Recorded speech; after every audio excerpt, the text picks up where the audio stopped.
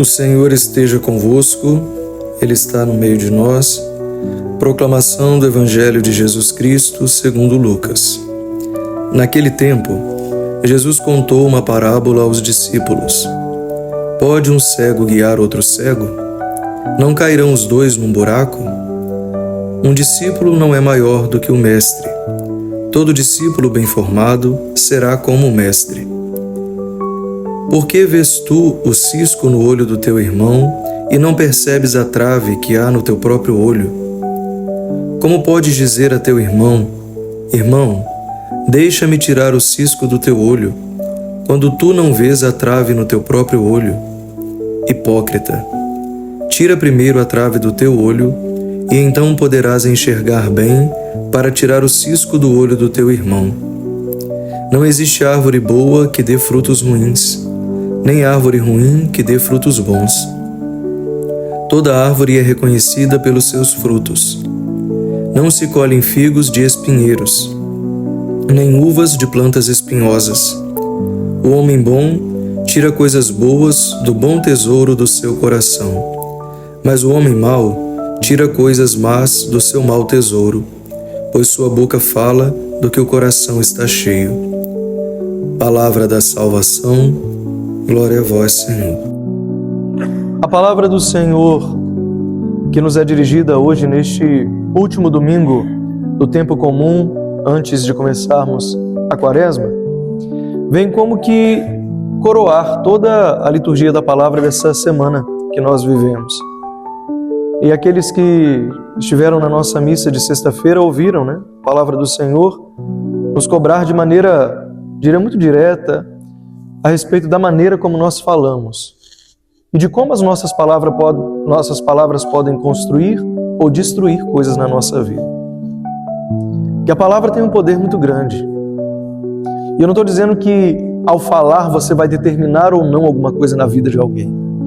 Mas uma palavra sua pode, por exemplo, tirar o ânimo de alguém que estava empolgado para vencer alguma coisa e essa pessoa acaba perdendo, não porque a sua palavra teve poder sobre o que aconteceu, mas a sua palavra pode ter tido poder sobre como a pessoa viveu aquilo e não alcançou o que ela gostaria. Ao contrário, quantas vezes nós já tínhamos desistido de coisas, mas ao encontrarmos alguém que nos animou, que disse para nós: vai dar certo, vai que você consegue, você foi e conseguiu. Então a palavra de Deus vai dizer para nós que o que nós falamos tem sim poder. A nossa palavra não determina, mas ajuda muita coisa na nossa vida e atrapalha muita coisa também. Sobretudo nos nossos relacionamentos. Seja relacionamentos de amizade, sejam relacionamentos entre marido e mulher, pais e filhos, entre irmãos. E o Senhor nos convida a policiar as nossas palavras. A tomarmos cuidado com o que nós proferimos, às vezes para a nossa própria vida. Mas hoje, de maneira especial, o Senhor nos convida a continuar vigiando os nossos sentidos, mas através dos nossos olhos, que tantas vezes nos levam a julgar os outros. Como os nossos olhos são perigosos, meus irmãos, se nós não tivermos muito cuidado com eles. Como nós corremos riscos ao lançarmos o nosso olhar para qualquer coisa. Nós corremos o risco quando nós olhamos para uma pessoa, de julgar aquela pessoa. Nós corremos o risco de sentir inveja, ciúme, tudo por causa de um olhar. Eu lembro, lá no Brasil, a gente sempre ouvia isso, olhar não arranca pedaço. Não arranca pedaço do corpo do outro, mas arranca pedaço da nossa alma e arranca pedaços grandes. Certos olhares que nós lançamos para algumas coisas e para algumas pessoas fazem rombos na nossa alma e a gente precisa tomar muito cuidado com isso. E hoje o Senhor fala de maneira muito especial os nossos olhares julgadores. O Senhor fala daqueles tantos momentos em que na nossa vida nós nos damos o direito de apontar para os outros e julgar as pessoas. Quando o Senhor nos fala: antes de você tentar tirar o cisco do olho do seu irmão, arranca a trave que está no seu. E, gente, é muito desproporcional o que Deus fala para nós nesse Evangelho. O Senhor compara o defeito dos outros a um cisco e os nossos a uma trave grande, Porque o Senhor está falando aqui a partir não da ótica nossa, mas da ótica dele. Porque nós, com muita frequência, invertemos isso. A gente sempre maximiza o problema dos outros, a gente sempre aumenta os defeitos dos outros, e quando a gente vai falar dos nossos, a gente sempre dá um jeito de amenizar, não é mesmo? A gente arruma justificativa, a gente cria circunstâncias. Ah, eu fiz isso, mas o meu cunhado é assim, assim, assado. Mas o meu marido falou isso. Mas a minha mulher é assim, é insuportável. Eu não aguento. Eu fiz mais. A gente tem sempre um mais depois dos nossos problemas. Sempre a gente tem isso. A gente já quer sempre justificar. É uma eterna briga nossa, né, dos padres. A gente conversando, né? O problema das confissões. As pessoas não falam os pecados, as pessoas querem contar a história. Porque geralmente a pessoa não quer falar do pecado dela, ela quer contar uma história para justificar o que ela fez de errado. Geralmente a história vem para dar uma amenizada ali com Deus. Não, Senhor, eu fiz isso, eu errei, mas olha, aí pronto, depois do mais, não, eu preciso falar, eu tenho que contar, a pessoa entender o contexto. Eu não tenho que entender nada no confessionário, só tem que perdoar. O padre só está ali para te perdoar. Ele não está ali para entender. É com Deus que você vai se entender depois. O padre é o canal da graça. Ele vai perdoar você. Agora você vai se entender com Deus. Deus sabe das circunstâncias. Você não precisa contar para Ele. Deus sabe exatamente o que aconteceu antes, o que veio depois. Ele conhece a circunstância, Ele conhece a consequência. Deus já sabe de tudo. O padre está ali para, em nome dEle, perdoar você. Eu não estou dizendo que você não possa conversar com o padre na sua confissão. Você pode. Mas não é um modo de justificar o seu pecado. Que não seja uma forma de justificar o seu erro. Porque o que o Senhor está falando na palavra hoje para nós é isso. A gente sempre olha para o nosso pecado diminuindo a gravidade, diminuindo o nosso pecado, enquanto quando nós olhamos para o problema dos outros, nós criamos uma coisa fantasiosa. E às vezes uma coisa mínima se torna algo gigantesco diante dos nossos olhos. E aí depois vem a pior parte, que depois de olharmos, julgarmos e condenarmos, nós divulgamos. Essa é a pior parte. Quando você não se contenta em olhar, julgar e condenar, mas você também se sente no direito de propagar. E o que é pior, não propaga a verdade, propaga o que você acha que é. Não fala o que realmente aconteceu. Tanto que há um dito, né, e vocês devem conhecer, quem conta um conto, conhece ou não? Aumenta um ponto. A gente sempre bota um pouquinho a mais, né? Para falar do problema dos outros. A gente sempre dá uma animada na história para ela se tornar interessante. Meus irmãos, quanta coisa a gente já falou da vida de outras pessoas e depois a gente sofreu do mesmo jeito. Quanta coisa você apontou para a vida de alguém e que hoje está batendo na sua porta. Quantas palavras você jogou ao vento para falar da família do outro e hoje você sofre a mesma dificuldade, a mesma dor, e assim como o outro talvez não encontrou a solução, você também não está encontrando. É fácil a gente ter receita para o problema dos outros, principalmente quando a gente não está vivendo esse problema. Mas é muito complicado a gente viver assim, porque isso demonstra quem a gente é. Cada vez que a gente fala de uma pessoa, isso demonstra também o que a gente traz. Se a gente tem hoje um olhar de conversão, um olhar de misericórdia. Quando a gente fala do problema de alguém sem ter a intenção de ajudar aquela pessoa, isso mostra que a gente não entendeu nada do que é seguir Jesus. Quando a gente fala com todo mundo antes de falar com a própria pessoa, isso demonstra muito do nosso caráter. As nossas mãos precisam se estender para levantar os outros, não para apontar para eles. A mesma mão que está apontando poderia ajudar a levantar. Quantas pessoas se perderam por falta de alguém que estivesse ali ao lado? Quantas pessoas talvez que você conheceu na igreja hoje estão fora? E eu não estou culpando a gente pelos que saíram, não. Tem muita gente que saiu porque não tem vergonha na cara. A gente tem que falar também, né? A gente sabe disso. Mas infelizmente tem muita gente que foi embora e não vai voltar mais, porque infelizmente nós nos demos o direito de apontar os ciscos nos olhos deles, enquanto as nossas traves estão aqui sendo todos os dias cultivadas e maquiadas por nós. Porque a gente também vai, infelizmente, crescendo na arte, né? De tentar tapar as traves do nosso olho. A gente constantemente está ali se aperfeiçoando em esconder os nossos defeitos em vez de melhorá-los. A gente está o tempo todo tentando ser melhor no defeito que a gente tem e não melhorar do defeito que a gente tem. A pessoa que costuma ser mentirosa, em vez de melhorar na mentira, não, ela vai aperfeiçoando a sua mentira. A pessoa que é infiel, em vez de mudar de vida, não, ela vai tentando arrumar jeitos de esconder suas infidelidades. O corrupto, ele vai sempre dando jeitinhos para poder passar pela corrupção. E a gente vai crescendo assim, meus irmãos. Hoje o que a palavra de Deus quer nos chamar de uma maneira muito simples e direta é: olha mais para você, para a sua vida e para de olhar para a vida dos outros. Enxerga quem você é. Coloca diante da sua alma um espelho que te permita enxergar a sua pequenez, que te permita enxergar as suas misérias e que você trabalhe em cima delas. Pare de falar dos outros, para ver se, colocando o defeito do outro em evidência, o seu defeito fica escondido. É isso que Deus está falando para nós. Trabalhe a sua vida.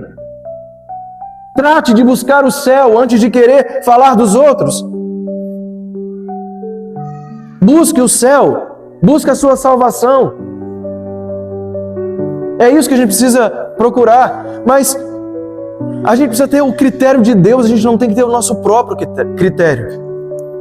O nosso critério tem que ser o olhar de Deus. Nesse espelho que eu falei, né, que nós precisamos ver a nossa alma, mas esse espelho tem que ter como fundo a palavra de Deus. Aquilo que Deus nos ensina. Porque, meus irmãos, nós sabemos disso, né? E já vem alguns domingos que o Senhor tem mostrado isso para nós. Ninguém é bom juiz quando julga com seu próprio olhar. Nós precisamos olhar para a nossa vida segundo a palavra de Deus. E com muita honestidade. Com muita tranquilidade de coração. A gente precisa parar, rezar e pedir a Deus que nos mostre quem nós somos. Tão bonito São João Paulo II, num dos seus escritos ele fala isso. Somente Jesus é capaz de mostrar ao homem aquilo que o homem é. Você não é capaz de se enxergar sozinho. Eu não sou capaz de me enxergar sozinho. Só diante de Deus eu sei quem eu sou. Só diante de Deus eu posso conhecer quem eu sou de verdade. E se Deus não me revelar, eu sempre vou me ver atrás de uma ilusão. Se eu não tiver a coragem de pedir a Deus que me mostre quem eu sou, eu vou sempre viver iludido, enxergando a mim mesmo com uma máscara de perfeição que não existe. Não existe. Você não é perfeito. Você não é perfeito. Eu não sou perfeito. Nenhum de nós é. Mas é difícil, a gente sabe, mas não admite. É tão interessante como na hora do erro a gente sempre lembra, né? Ah, eu sou humano, eu erro. Mas 2 segundos depois a gente já se acha perfeito para falar do erro de todo mundo. Meus irmãos, é preciso coragem para se reconhecer e se enxergar. É preciso coragem para a gente despir a alma daquilo que a gente acha que é perfeição na nossa vida e diante de Deus reconhecer: Senhor, falta muito para mim. Eu estou caminhando, mas falta muito, eu sei que falta. E eu sei que eu também sozinho não consigo. E a palavra do Senhor hoje vai falar para nós que se a gente quer conhecer a gente mesmo, a gente não tem que olhar só para a gente tem que olhar para tudo que está em volta da gente. Porque a palavra de Deus hoje nos diz que a árvore boa dá frutos bons. Não tem como uma árvore boa dar frutos maus. Eu me lembro O quintal lá de casa era um quintal bem grande da casa, né? Da minha avó. Aliás, eu que tinha que limpar o quintal, então aquele quintal para mim parecia que era um Maracanã, de tão grande. Eu lembro que nós tínhamos 3 pés de goiaba lá em casa. E todo mundo da rua ia comer goiaba lá em casa, porque era muita goiaba. Mas tinha ano que a goiaba vinha com ferrugem e não prestava. Eu lembro que aí, tem que bater prego, a gente fazia de tudo, né? Simpatia, tudo a gente fazia para a goiaba ficar boa. Mas eu lembro que não adiantava você querer só mexer na fruta. Você tinha que cuidar da árvore. A goiaba que não estava boa era sinal de que a planta não estava boa. Então era preciso trocar. Às vezes não tinha jeito, a gente tinha que arrancar a goiabeira. E depois de 2, 3 anos já não dava mais fruto bom. A árvore já estava ruim, a gente já tinha feito de tudo e tinha que arrancar. E plantar outra no lugar. Porque a árvore, quando está doente, vai dar frutos ruins. E não adianta você querer trocar o fruto sem trocar a árvore. Eu não me esqueço disso. Fez parte da minha vida, eu via isso todo ano. Até porque, como eu já contei para vocês, né? Eu era o menorzinho de todos. Eu tinha que subir para pegar goiaba para os meus tios todos, né? A velharada ficava toda lá embaixo. Pega aquela ali, pega aquela lá. Eu, dessa finura, ia até o último galho, mais fininho, eu conseguia ir. E eu tinha que dar conta de pegar goiaba para todo mundo. E, meus irmãos, é aquilo que a gente fala, né? É a árvore que dá fruto bom que leva pedrada. Que o pessoal joga pedra para o fruto cair. Mas não confunda também algumas pedradas como, né, que se você seja bom demais. É por isso que eu estou levando pedrada. Não, às vezes você está levando pedrada porque você é ruim mesmo. Tá? Vamos ser bem sinceros, deixa de ser orgulhoso. Olha que às vezes os seus defeitos estão atraindo coisas ruins para a sua vida. Mas o que nós precisamos ver é o que está em volta de nós. Quais são as pessoas que a gente tem atraído para as nossas amizades, para o nosso convívio, para o nosso dia a dia? O que está em volta de você hoje no seu ambiente de trabalho? Quais são os assuntos que surgem nas suas conversas? Quais são as brincadeiras que você se permite ter quando você está entre amigos? Quando você tem liberdade com a pessoa? Qual é o tipo de brincadeira que você faz? Quais são os assuntos que estão ali no seu ciclo de amizades? São coisas que edificam a sua alma, porque os frutos aparecem aí, é na sua boca. Que a palavra de Deus está dizendo, né? A boca fala do que o coração está cheio. Então a sua boca está falando daquilo que tem dentro. E não adianta só tentar mudar o discurso, se você não muda o seu coração. Uma hora ou outra vai sair o que está aí dentro. Uma hora ou outra vai sair o que você está cultivando, o que você está permitindo que entre. E aí, a palavra do Senhor, na carta de São Paulo aos Gálatas, nos fala dos frutos do Espírito Santo na nossa vida. E eu queria falar sobre alguns frutos do Espírito Santo. Hoje pela manhã eu estava falando isso, pela manhã ainda é de manhã, né, gente? 7h30 eu celebrei, e eu estava falando isso na missa para os americanos, né? Dos frutos do Espírito Santo. A palavra de Deus é tão sábia que ela pressupõe que a gente vai errar. A palavra de Deus é tão sábia que ela pressupõe que a gente pode se perder. Então ele vai lá e mastiga tudo pra gente, né? E o Senhor vai falando, quais são os frutos do Espírito? O fruto do Espírito é a paz, é a harmonia, longanimidade, afabilidade, conhecimento, e uma série de outros. Mas eu quero falar de 2 aqui, de maneira especial.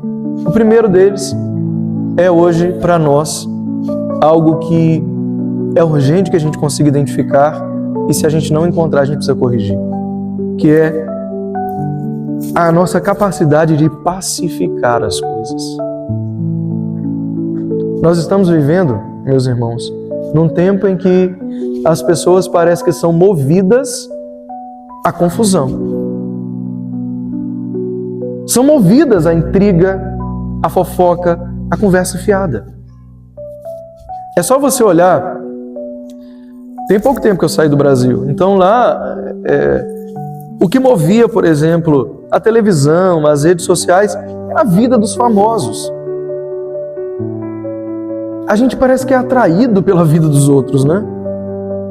É impressionante isso. E não só atraído pela vida dos outros. Aqueles famosos que não faziam nada de errado, ninguém nem olhava para eles. O que dava audiência, era confusão e briga. Algumas coisas aconteciam, as pessoas falavam, isso não é verdade não, estava fazendo isso só para levantar no Ibope. Por quê? Porque a gente vive num mundo que se move a confusão. Quanto mais bagunçada a coisa for, mais chama a atenção. E nós estamos aqui para lutar contra isso. Nós estamos aqui para lutar contra isso. O fruto do Espírito Santo não é esse. Gente, isso é fruto da carne. Isso é o retrato da carne que grita dentro de nós. Eu lembro no seminário, a gente brincava assim, quando alguém fazia alguma coisa que extrapolava o que era conveniente a nós, a gente brincava, meu irmão, abre o açougue que você está na carne, tá? E às vezes a gente está assim, a gente está na carne. Mas a gente está na carne porque a gente acha que quer ser engraçadinho, quer ser bonzinho, quer ser popular. A carne, meus irmãos, destrói. O Senhor hoje nos chama a sair da carne e entrar nos frutos do Espírito Santo. E o primeiro deles é esse: pacificar. Pacificar a sua própria casa. Começa lá. Ninguém pode fazer nada pelo mundo se não faz antes na sua própria casa. Ninguém pode fazer nada por alguém se antes não conseguir fazer dentro. Qual é o tom de voz que você usa com as pessoas dentro da sua casa? Seu lar é um lugar de diálogo ou é só briga, grito e confusão? Como você se refere às pessoas que convivem com você? Quando alguém erra na sua casa, qual é a sua reação? O que vem das suas conversas entre marido e mulher, pai e filho, é paz ou é sempre briga, um para um lado e outro para o outro? Comecemos a pensar nisso, porque os frutos aparecem aí. E são os frutos que revelam quem nós somos. Se é difícil a gente reconhecer quem a gente é, comecemos então a pensar em como as coisas estão em volta de nós. Nós precisamos voltar à paz. Paz não é simplesmente não ter guerra, não. Paz é, antes de tudo, aquilo que nós encontramos quando nos encontramos com o Senhor. Ele é o príncipe da paz, é Ele quem traz a paz. E é Ele quem nos torna capazes de pacificar, em nome dEle, tudo na nossa vida. Qual é o ambiente que a gente está encontrando no trabalho da gente? Qual é o ambiente que nós estamos fazendo? Eu sei que a gente encontra pessoas que são difíceis, né, gente? Todos nós encontramos. Eu me lembro no retiro com os funcionários da igreja, eu estava dizendo isso. E igreja, então, parece que é o lugar mais complicado de você achar pessoas, né? Parece que a igreja atrai todos os problemas. E aí, todos eles. Mas isso é o próprio Deus que fala, gente. Se na casa de Deus não houver lugar para um, não há lugar para ninguém. A casa de Deus é o lugar mesmo de todos. Mas não é fácil conviver com todos. Porém, é necessário. E aí, meus irmãos, é a hora então em que nós precisamos pedir ao Senhor que nos ensine. E o segundo ponto, o segundo fruto do Espírito Santo que hoje eu gostaria de trazer para cá, para nós, é a justiça que vem do Senhor. Que hoje não, ou que nos incomode saber que nós não estamos sendo justos com alguém. Porque a pior coisa que pode acontecer com o coração de um cristão é a gente se acomodar com o erro e a injustiça. E se nós somos movidos pelo Espírito Santo, sermos injustos com alguém, ou injustos com alguém, tem que incomodar o nosso coração. Tem que incomodar.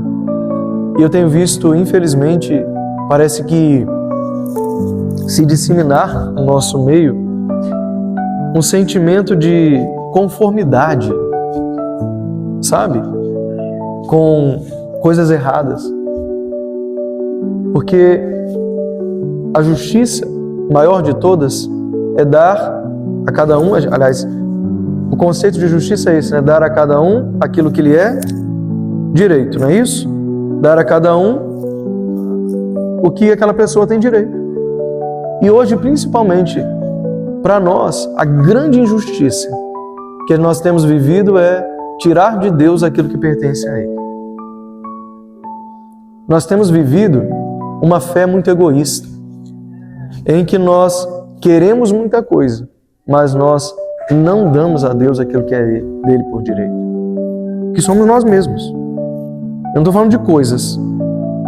A gente simplesmente se acostuma a viver no pecado. Ah, não, deixa para depois. Ah, não, meus irmãos. A paz é fruto disso, não da justiça social, mas a paz é fruto de dar a Deus aquilo que é dele por direito. Essa é a paz como fruto da justiça que nós fazemos ao Senhor, dando a Ele o que é dele por direito. Primeiro, a nós mesmos, e depois, com caridade e amor, buscando levar todos ao Senhor, não apontando seus erros, mas estendendo as mãos para indicar o caminho de Deus. Que assim seja. Amém.